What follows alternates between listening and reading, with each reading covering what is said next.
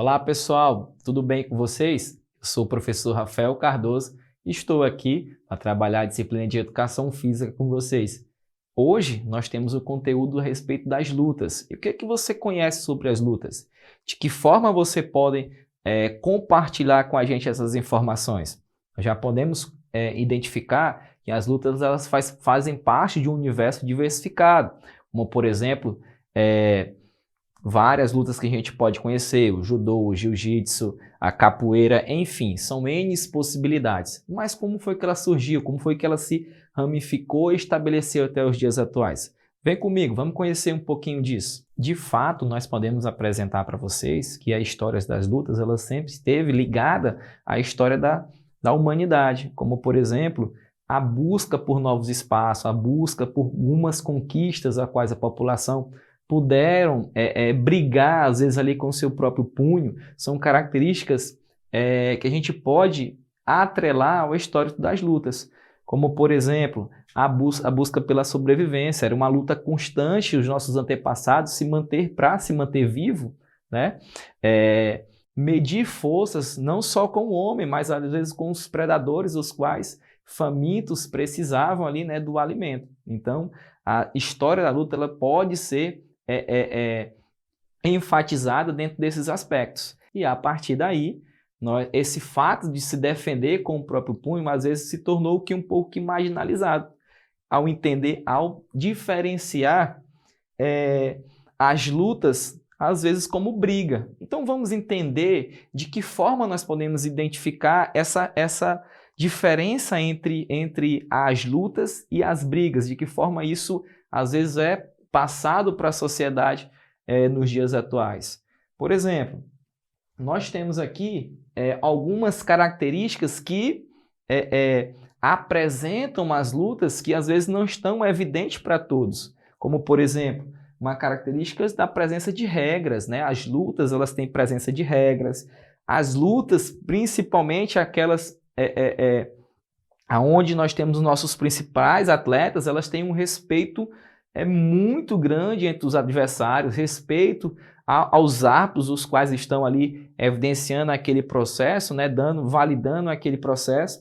Nós temos também características de vestimentas adequadas para diferentes tipos de lutas, como por exemplo, uma roupa que veste um atleta de judô é diferente daquela roupa que utiliza o atleta da luta grego-romana. Enfim, nós temos diferentes situações que apresentam ali essas características que embasam as lutas. Dentro do universo das lutas, além do respeito às regras, além do respeito ao adversário, nós também temos o respeito aos nossos mestres, aos nossos professores que repassam essas lutas de geração em geração.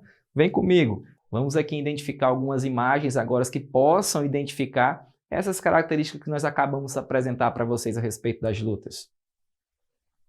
Como, por exemplo, olha aí, a vestimenta dos atletas, olha aí a observação da figura do árbitro, né?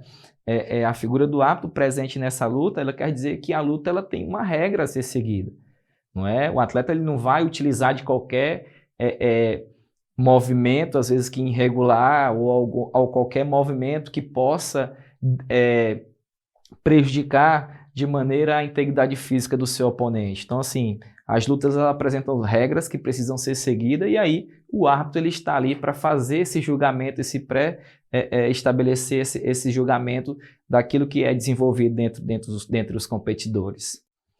Olha aqui uma outra luta, como vocês pudessem observar aqui, a característica de uma vestimenta diferente, né? Nós apresentamos para vocês ali a vestimenta dos atletas de judô, agora nós apresentamos aqui para vocês a vestimenta também dos atletas de luta de grego-romana, né? É interessante a gente observar a presença dos treinadores, a presença dos técnicos, tudo isso envolve o universo das lutas, né? O respeito, a participação efetiva em um lado mais competitivo, que isso acaba regulamentando o desporto, né? As lutas como uma forma positiva de poder contribuir aí com uma sociedade, como um esporte que também ensina bastante a nossa população.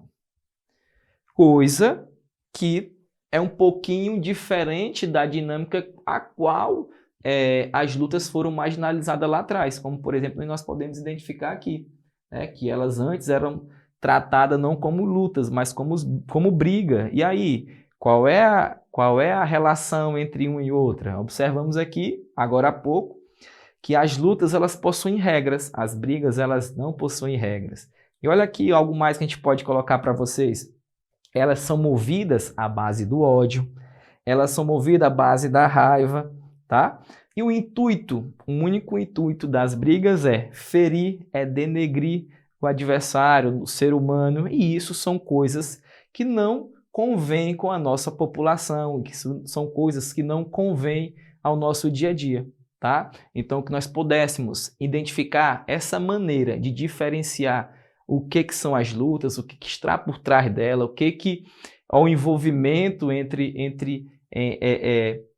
inserido sobre esse universo das lutas, ok? E que maneira muito significativa a gente pudesse identificar qual a diferença entre luta e briga, né? A briga ela é algo generalizado que não está de forma alguma dentro do nosso ambiente. Como nós podemos observar na imagem agora.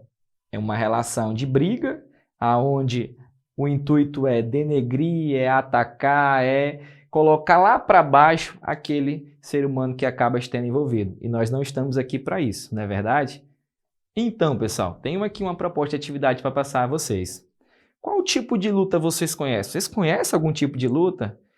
De que forma as lutas podem contribuir na formação de um cidadão melhor?